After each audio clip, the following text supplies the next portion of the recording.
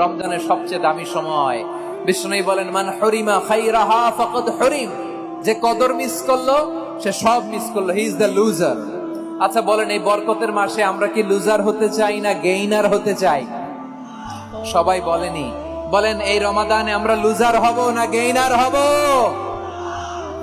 ইন্না আনজালনাহু ফি লাইলাতিল কদরি ওয়া মা আদরাকা মা লাইলাতুল কদর লাইলাতুল কদরি খায়রুম মিন আলফি শাহর। পড়েন আল্লাহু আকবার।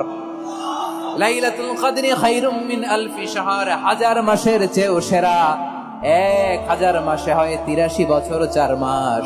83 বছর 4 মাস টানা ইবাদত করলে যেই সওয়াব, কদরের রাতে ইবাদত করলে অতটুকু সওয়াব আপনি পাবেন, আল্লাহ সেটা বলে নাই।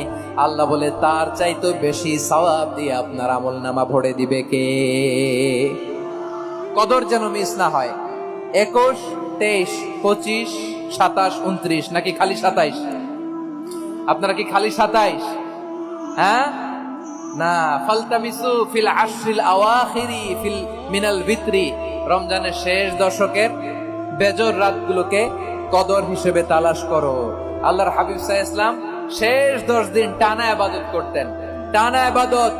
ইদা জাআল আশরু আহিয়াল লাইলা আইকাদা আহলা ওয়া জাদ্দা ওয়া শাদ্দাল মিজার, সারা রাত জেগে ইবাদতের নজির নবীজির নাই, শুধু রমজানের শেষ দশক ছাড়া। সুবহানাল্লাহ বলেন। নিজেও ঘুমাতেন না, ফাতেমা রাদিয়াল্লাহু তাআলা আনহু, আলী রাদিয়াল্লাহু তাআলা আনহু কাউকে ঘুমাতে দিতেন না, সবাইকে জাগিয়ে তুলতেন। আমরা সারা রাত জেগে ইবাদত করব, রাজি আছেন তো?